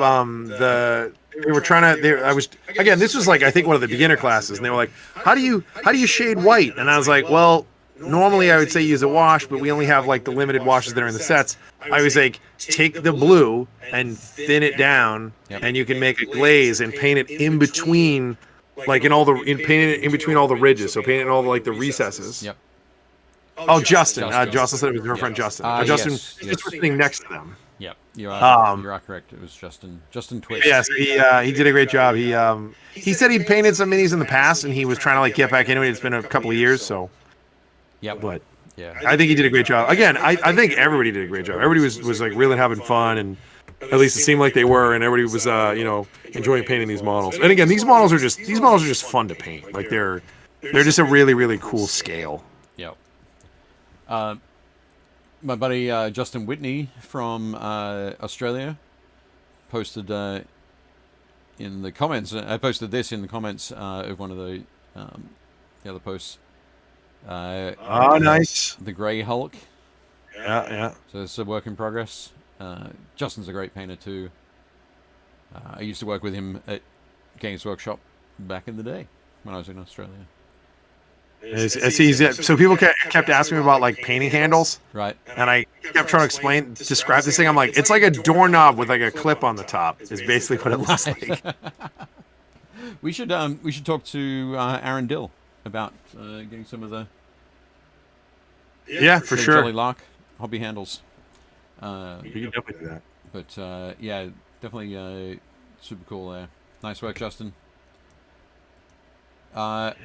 Then we have. Oh my goodness! Hang on a second. That can't be it. Oh no! We have more. But next up we have the Hulk from Marvel Crisis Protocol. And I'm just racking my brain. There were so many models. I can't remember who painted them all. Nice. He's good. So my That green- my apologies. green I looks should have written it great. all down. But yeah, the green does look awesome, doesn't it? I love the. You got so many different tones. Yeah, I love the feeling of those. I love those purple pants. Obviously. Yeah, that's classic Hulk with his purple jeans. Purple jeans is a classic, but the feels like they have texture on them. They've got Yep. that sort of matted feel. Yeah. I say matted. I mean matte feel. But yeah, they look super cool. Who was it? All the detail on his face. Like kept picking out all the ridges and highlights and just keep like making more and more sharper extreme highlights, and it just gives it that depth. Yep. The next one here is from WizKids. Yeah, it's one of the frameworks models. Yeah, I haven't built any of those. It was such a weird. It was such a weird departure. Like they were like, yeah, we make like $5 minis that you can paint up for D&D, and I was like, cool. And then they're like, oh, we're gonna make a product that's like a Games Workshop product for a D&D mini, and I was like, what are your prices like? They're like, basically Games Workshop, and I was like, why would I buy these? Like, I was like, I already have a bunch of frameworks models. And my apologies. This is Kelly Rowe. Kelly used to post over on Painting Happy Little Minis. But this is the first time I think that Kelly has posted, possibly the first time that Kelly's posted in Build Paint Play. So sorry, A great paint. I forgot his name, but Kelly's yeah. I really like the red armor and like that kind of like antique gold going on. I really dig that. That's an awesome paint. It is looking very cool. So yeah, Kelly painted this one and the previous Hulk. Nice. But yeah, beautiful work. And His greens are good. We got another Scott on our hands. yeah, definitely cool. But yeah, thanks for posting, Kelly. Looking great. Super. Next up, we've got a piece by Christian Simonson. A wonderfully twisted and mutated mini here. Oh yeah, he said these are like some of his old stuff. He said these are from like way back. So we've got that wonderful Chaos Sorcerer up on the top of the rock there, and the mutated thing down the front is the Sorcerer's Apprentices. Pretty gross. Yeah, absolutely. A little bit of old school freehand work on the cape. There's a little eye with the Chaos Star. Yep. It's a great model. Yeah, Christian's done again. Still, that wonderful, very atmospheric work that we know Christian for. But you can check out some more shots of this in the Facebook group. Looking excellent. Next up, we have another piece from San Diego Comic-Con. Yeah, hopefully the Comic-Con crew keeps posting minis. I hope they keep working on stuff. Yep. Yeah, it's Legion again. Yep. Legion again, and I'm gonna have to check. I should have remembered to write them down. Normally, I'm pretty good at being able to remember all of them, but There were just so many this time. That He's really cool. So he's like, I like that they put him on he's on like a brain, because Legion's whole deal is he's like a crazy powerful psyker. Okay, cool. Yeah, this is Laura Rice. So, Laura, thank you again for posting the pic in the group, and I'm glad you had a great time painting with Jake. Yeah, we'll have a couple more to show off next week. There's a couple others that I told you Ray sent to me, so we'll get those for next week. But there's some really good ones. Excellent. But beautiful stuff there. Excellent. And scrolling through, scrolling.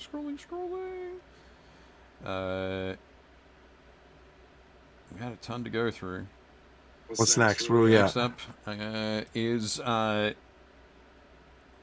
the Blood Angels Horus Heresy character with the jump pack. Oh, that is the Bringer of Sorrows himself. Is that was it Xiphon? Yeah, it's Xiphon. Xiphon? Yeah. Cool. Okay.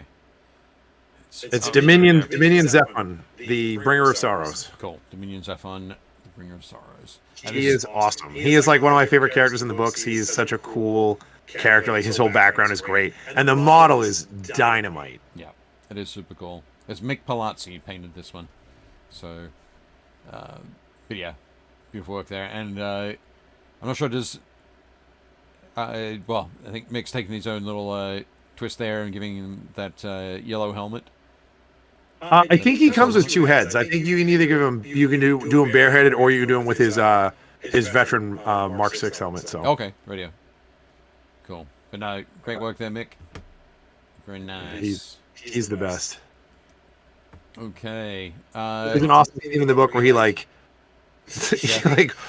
whips across the battlefield, lands on this like giant demon engine thing, and like.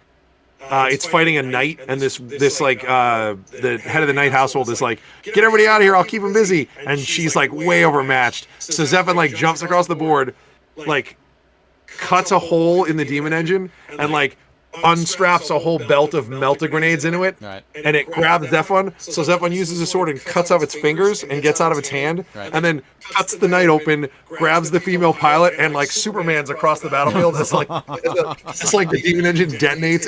It is one of the coolest scenes in any of the books. It's awesome. Nice. He rules. Excellent. Cool. Sounds good. Next up, we have Mike Hughes, painted this awesome flying bug creature thing. Yeah, Cliff nailed it. He also has the classic, Games Workshop Goblin Green base. Oh, yeah, for the Dominion. For Zephon. Yes. Yeah, this bug thing is gross. Mike did such a good job with this, so there's no, just so Scott doesn't get mad, Yep. there is no chromatic paint or color shift paint on this. Mike did all this with layers. Yep. Yeah. It's absolutely beautiful though, isn't it? It is terrifying and creepy, and I want to step on it. Yep. See, I think Scott's going to be okay with this. I think it's just the color shift concept that he's not a fan of. But okay. But this iridescence is a different thing. Also, Scott. So I thought for all I know, Scott just doesn't like iridescence. Like I don't know. It's possible. You know what I mean? He's not a fan of bugs. But I mean, I don't want to climb inside Scott's head. Like I don't know what's rattling around there. Yep. There we go. Mike Hughes did that. No color shift. He knows the truth. Good there job, you go. Dude. Stamp of approval from Scott. All right. Gamer Girl said so gorgeous. Yeah, Mike is a fantastic painter. Anybody who missed episodes or hasn't seen him, Mike was on with us. What episode? Like last season? Mike Hughes? Oh no, Mike wasn't on. I'm sorry. Mike Hughes on. Not yet. We'll try to get Mike on at some point. Yeah, but yeah, no. Beautiful work, Mike. Definitely cool. Just says no. I said the big can of Raid. yeah. Like back up the truck. Yep. Fantastic. Okay. Oh yeah. We mentioned earlier that Patrick Keith had pulled out his collection of 90s Eldar so that he could paint up or get a force started for 10th edition. that Goblin Green. Yep. Love- Yeah, in the post, go and check it out in the group.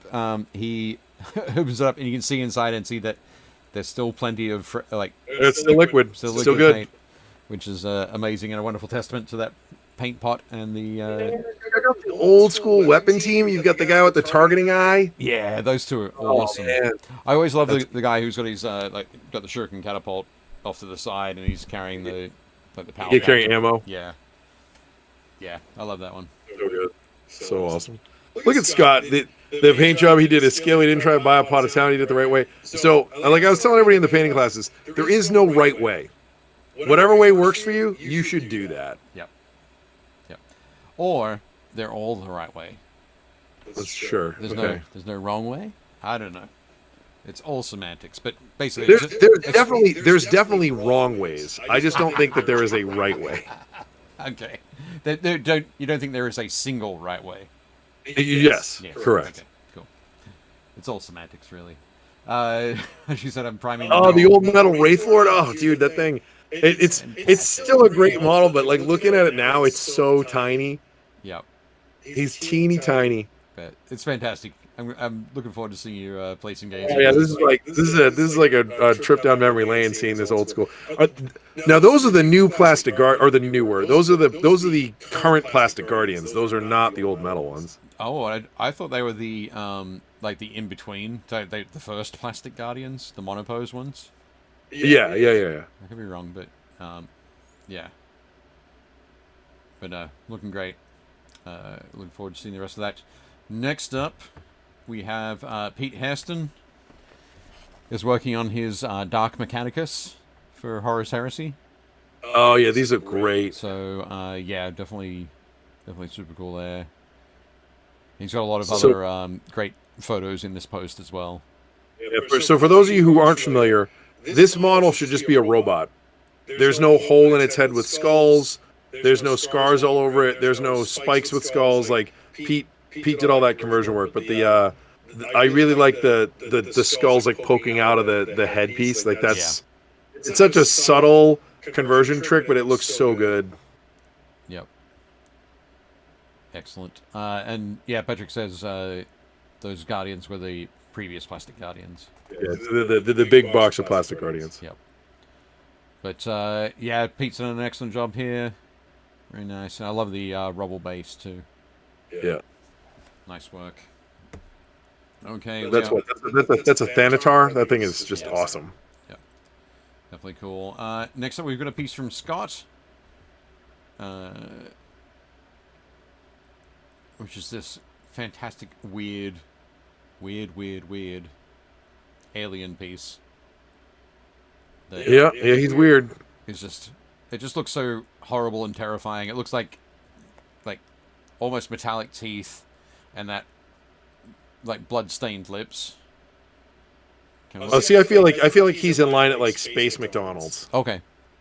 I feel like he just put it in his order and he's like waiting. Well, I was gonna say I think the rest of the outfit there's some very Lando Calrissian vibes. Yeah, it's a big collar and the blue shirt. I mean, it's a lot of it's Scott's color choices, but yeah, that's great. Yeah. But great work, Scott, as always. Yep. Where's the mini from? Let us know. But yeah, it does look wonderfully terrifying. So go and check that out in the group as well. I love the. There's also the little sort of. Do you like that his cheekbones aren't symmetrical? You know what?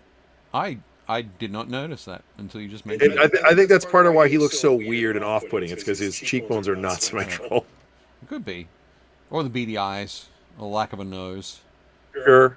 Things like that. But I do love the modeling as well, on top of the head and sort of around the sides. Yeah. Little brown modeling. Very cool.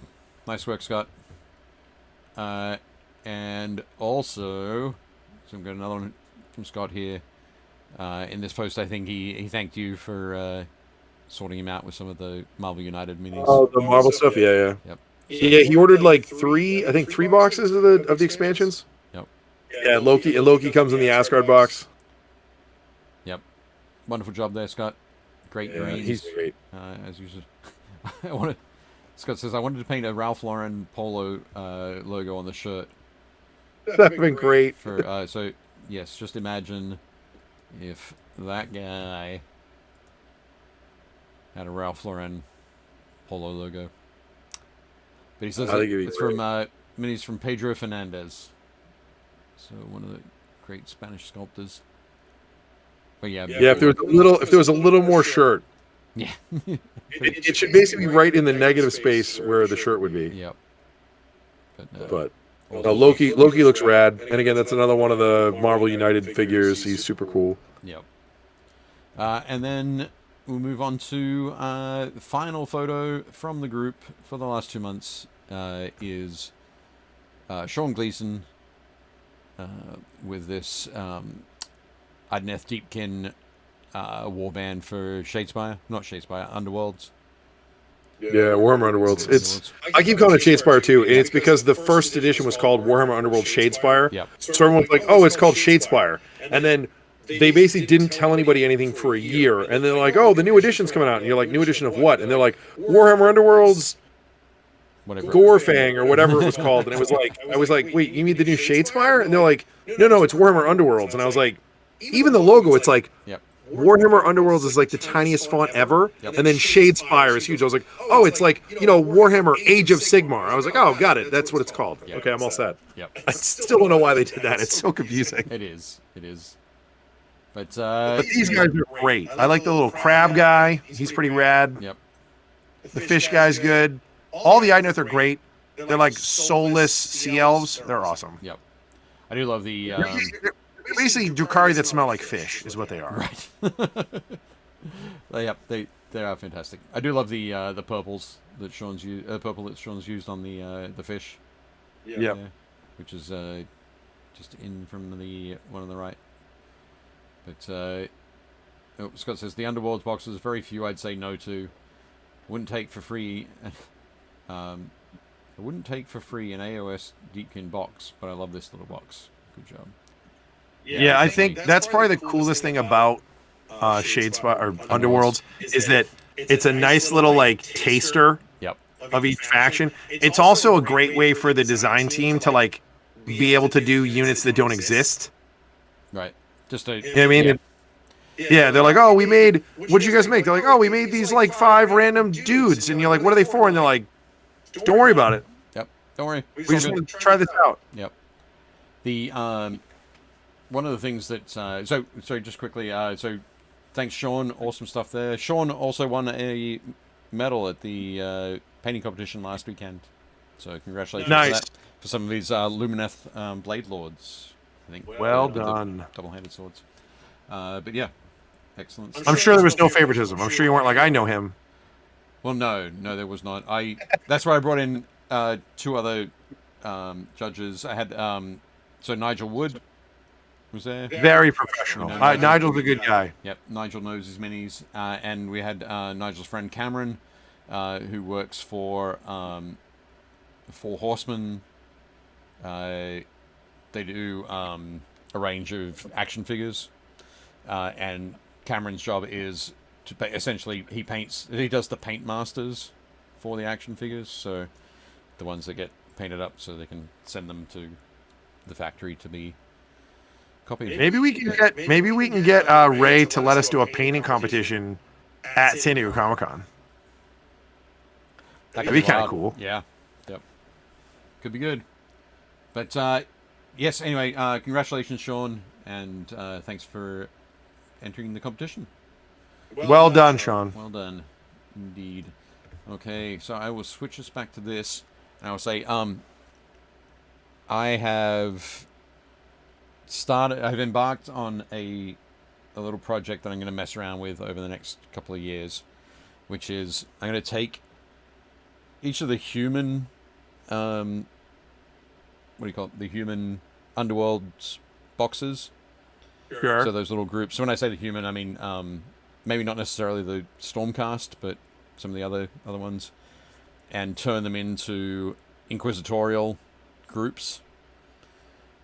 So there'll be a main character and hangers on kind of thing. So ones that you could then take and use in Inc. 28 games. So Nice. the first one I'm doing is the Gore. I think it's the Gore Chosen.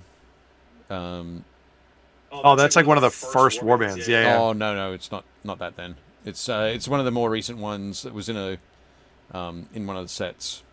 It's like three corn models essentially. One of the guys has got a flaming brazier behind his skull helmet and a flaming hammer.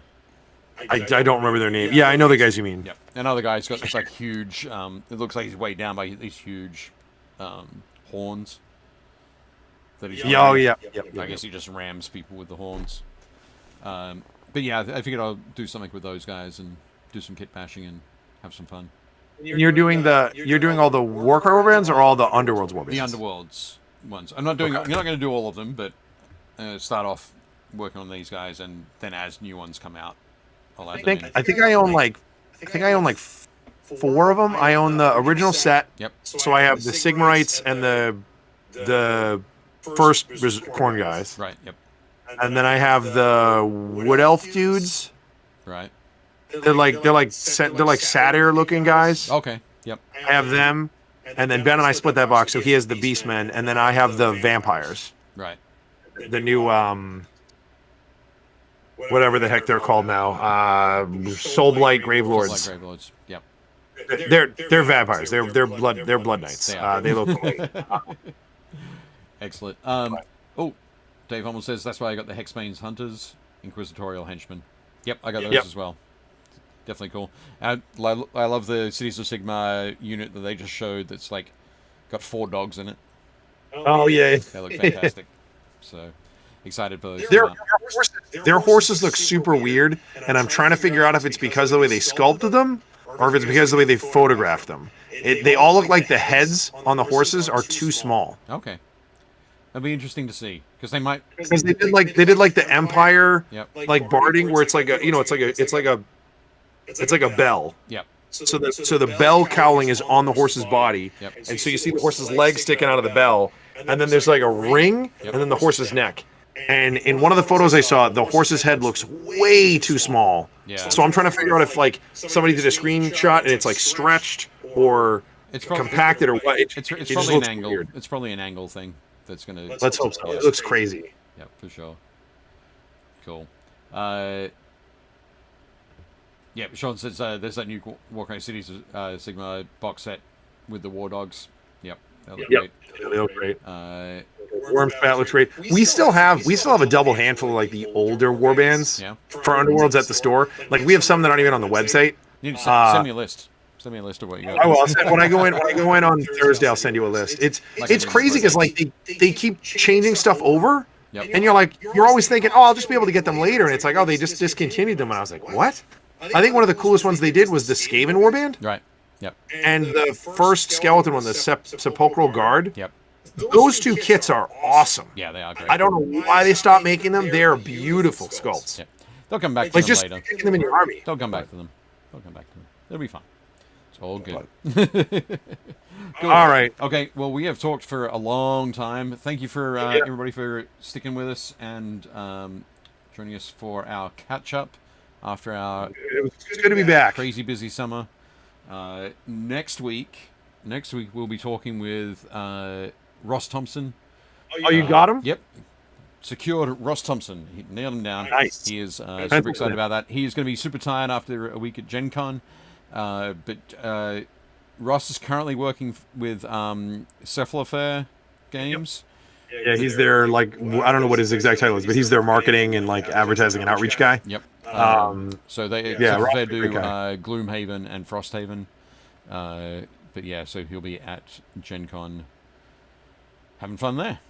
And then they also have a brand new Kickstarter for all of their miniatures. So if you want a bunch of more miniatures to paint, like well, no, that just finished. That finished last weekend at. I'm sure there'll be a late pledge. Oh yeah, definitely. But we'll hear about that next week. But yes, so Ross is going to tell us all about Gen Con. We can live vicariously through him, and we'll snag a whole bunch of photos from all over the internet and possibly do terrible things like not crediting the actual photographer. So.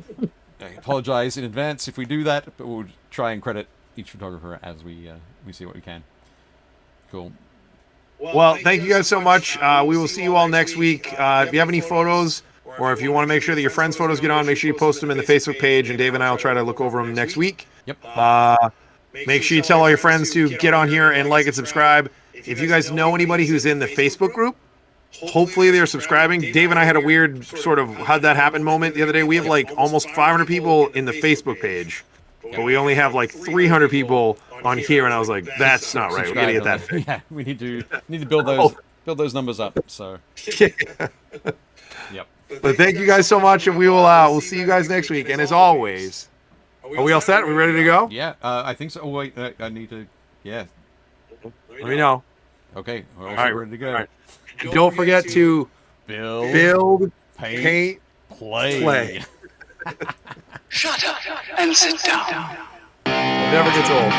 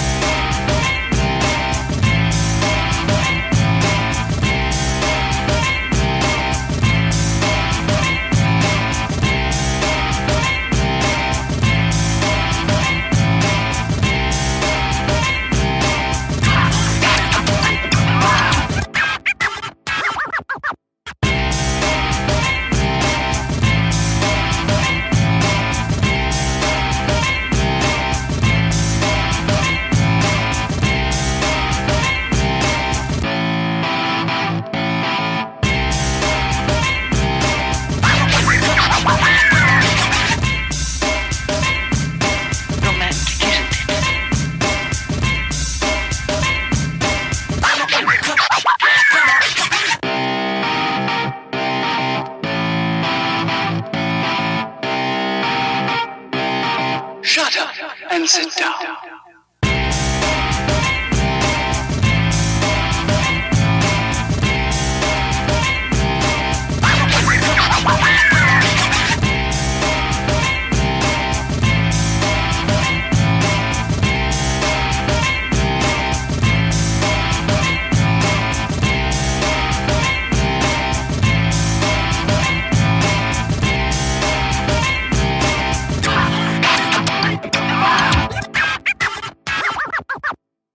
Shut up and sit down.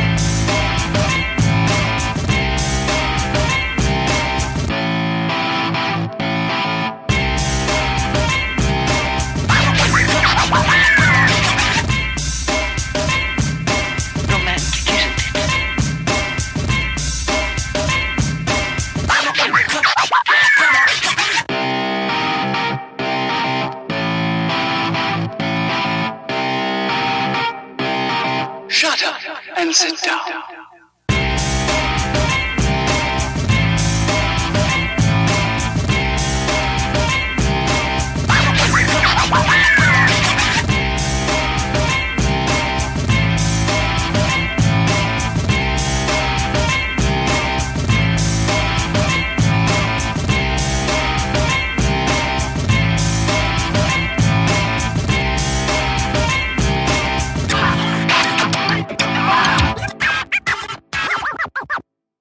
Shut up and sit down.